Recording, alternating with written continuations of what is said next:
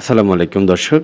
এটি হচ্ছে ইন্ডিয়া। আপনারা যা দেখতে পাচ্ছেন এটি ইন্ডিয়ার গ্রাম অর্থাৎ আমাদের পার্শ্ববর্তী দেশ ইন্ডিয়ার গ্রামটি এখন আপনারা ক্যামেরা দেখতে পাচ্ছেন। এই যে দেখতে পাচ্ছেন সাদা একটা খুঁটি, এই খুঁটিটি কিন্তু হলো যে মানে আ এই খুঁটিটি কিন্তু ভারত বাংলাদেশ যে সীমান্ত সে সীমান্ত বিভক্তির কিংবা সীমানা নির্দেশক খুঁটি। আর এই যে বাড়িগুলো এগুলো কিন্তু ভারতের ইন্ডিয়ার বাড়ি, ইন্ডিয়ার গ্রাম। আর এর পাশ ঘেঁষে বিএসএফদের যে খুপড়ি ঘরে থেকে তারা যে দেশ পাহারা দেয় সেটি আপনাদেরকে দেখাবো। এই যে দেখতে পাচ্ছেন এই গ্রামগুলো, এই বাড়িগুলো সম্পূর্ণ ইন্ডিয়ার বাড়ি, ইন্ডিয়ার সীমানায় এগুলো। আ এ এ আর আমি ক্যামেরা করতেছি কিন্তু বাংলাদেশ থেকে। অর্থাৎ বাংলাদেশের আ পাশ দিয়ে যে রেল লাইন, সেই রেল থেকে আমার ক্যামেরা। আর দেখতে পাচ্ছেন যে এই একটা খুপড়ি ঘর যে এখানে কিন্তু অ্যা এই যে বিএসএফ দাঁড়িয়ে আছে দেখতে পাচ্ছেন ইন্ডিয়ার যারা সীমান্তরক্ষী বাহিনী বিএসএফ তারা ভারত সীমান্ত আ যে সীমান্ত রক্ষী বাহিনী যারা তারা এখানে আছেন। পাশাপাশি আপনার দেখাচ্ছে যে তাদের গ্রামগুলো তাদের এই বাংলাদেশের কোল ঘেঁষা এই যে আরেকটি খুঁটি দেখতে পাচ্ছেন সাদা খুঁটি। এই খুঁটিগুলো কিন্তু ও পাশটা হচ্ছে ভারত আর এই পাশটা হচ্ছে বাংলাদেশ। আমি খুব স্লো মোশনে আপনাদেরকে দেখাচ্ছি। এই যে এখানে আরেকটি খুপড়ি ঘর আছে, সাইকেল আছে বিএসএফ এর। বিএসএফ পাশেই কোথাও দাঁড়িয়ে হয়তো প্রস্রাব করতেছে। কারণ প্রস্রাব করতেছে বলতেছে আমি একজন বিএসএফকে দেখেছি যে দাঁড়িয়ে এসে প্রস্রাব করতেছে। তো যাই হোক আমি এর জন্যই বলছি আরকি যে তাকে খুপড়ি ঘরে দেখা যাচ্ছে না। কিন্তু এই যে সেই বিএসএফ এসে এখানে দাঁড়িয়ে আছে দেখতে পাচ্ছেন এখানে ২ জন বিএসএফ দাঁড়িয়ে আছে। বৃষ্টি হয়েছে। একজনের গায়ে রেইনকোট আছে, আরেকজন এমনিতে দাঁড়িয়ে আছে। দুজনেই কিন্তু বিএসএফ এখানে দাঁড়িয়ে ছিল। তো বাংলাদেশের কোল ঘেঁষে ঠিক কিংবা ভারতের শেষ সীমা ঘেঁষে যে রেল লাইনটি সেটি হচ্ছে হিলি স্থলবন্দরের রেল লাইন। আপনারা দেখতে পাচ্ছেন আমি অর্থাৎ শুধু রেলগাড়িটাই চলে বাংলাদেশের সীমান্ত দিয়ে। কিন্তু তার পাশ দিয়েই হচ্ছে ভারতের সীমানা কিংবা ভারত সীমান্ত।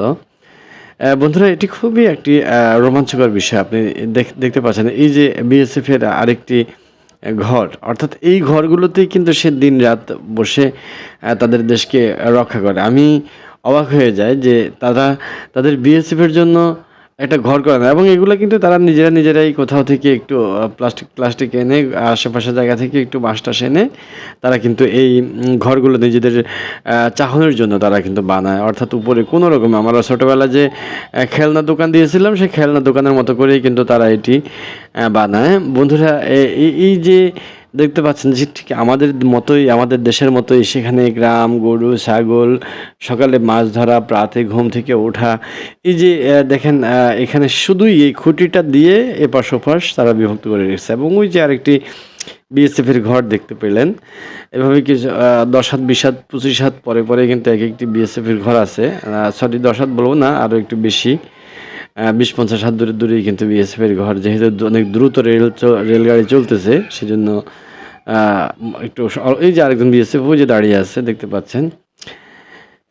তো এটি খুবই আমার কাছে রোমাঞ্চকর। আমি দিনাজপুর যাওয়ার সময় এই জায়গাটি দেখার জন্য বসে থাকি। আরেকটি বিএসএফ এর ঘর দেখতে পাচ্ছেন এখানে। এই রোদ হোক, বৃষ্টি হোক সে কিন্তু এই ঘরের মধ্যেই থাকে।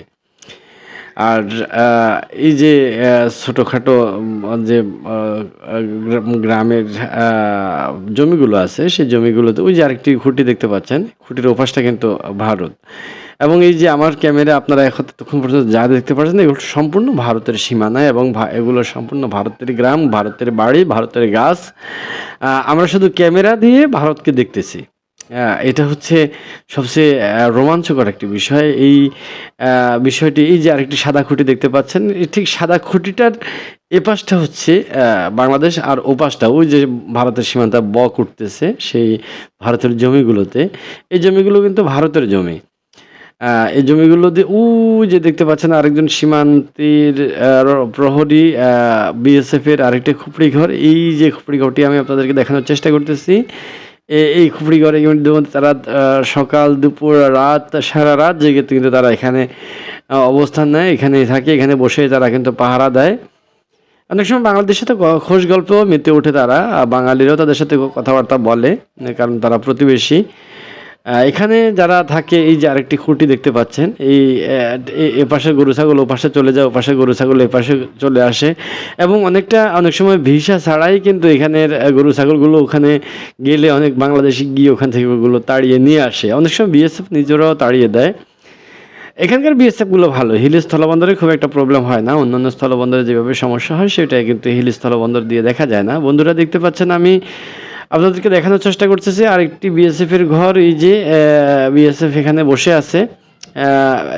এই যে বাংলাদেশের সীমান্ত নির্ধারক যে খুঁটিগুলো সেগুলো আমি আপনাদেরকে দেখানোর চেষ্টা করছি, দেখিয়েছি এতক্ষণ পর্যন্ত। এটি সত্যিকার অর্থে একটি ভিন্ন রকম আমেজ এবং ভিন্ন রকম শিহরণ তৈরি করে দেয় যে আমার দেশ এ প্রান্তে আর ওইগুলো ভারতের সীমান্ত, কিন্তু আমরা চাইলে ও পাশে যেতে পারবো না, ওরা চাইলে এ পাশে আসতে পারবে না।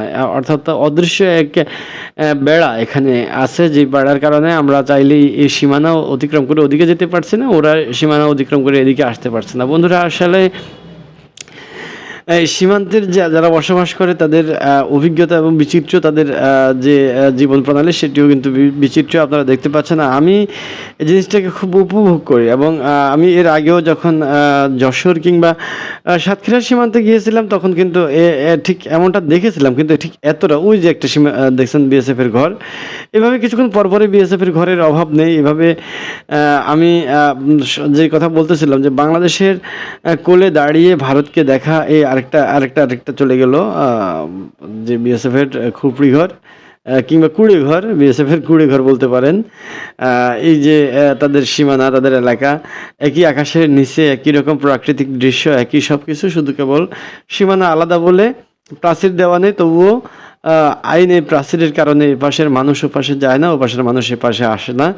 দেখতে পাচ্ছেন যে আসলে এখানে ভারত যে আলাদা তেমন কিছু নয়, অর্থাৎ আমাদের দেশের মতোই দেখতে। এই যে তাদের সীমানা, তাদের যে অবস্থান, একটু সামনে গেলেই কিন্তু আমাদের জয়পুরহাটের সীমানা চলে আসবে। তাই এখান থেকে হিলি থেকে একটু সামনে গেলেই কিন্তু আরেকটি আমি আপনাদেরকে সম্পূর্ণরূপে এটা ভারতের অবস্থান দেখানোর চেষ্টা করছি। এটা একটা ভারতের বাড়ি। তো এইভাবে আরেকটু সামনে গেলে আমরা কিন্তু আমাদের এলাকায় অর্থাৎ বাংলাদেশেই পৌঁছে যাবো এবং অপর দিকে আর বাংলাদেশ দেখা যাবে না। এই যে আমরা এখানে কিন্তু বাংলাদেশ ঢুকে গেছে, অর্থাৎ এই যে এখন যেটা দেখছেন এটা কিন্তু আবার বাংলাদেশের সীমানা চলে আসছে। তো এই ছিল আজকের ভারত বাংলাদেশের বিভক্তকারী যে বর্ডার, সেই বর্ডার থেকে আপনাদেরকে দেখানোর চেষ্টা করছি। ভালো থাকবেন, সুস্থ থাকবেন। অন্য কোনো ভিডিওতে কথা হবে, দেখা হবে। আল্লাহ হাফেজ, আসসালামু আলাইকুম।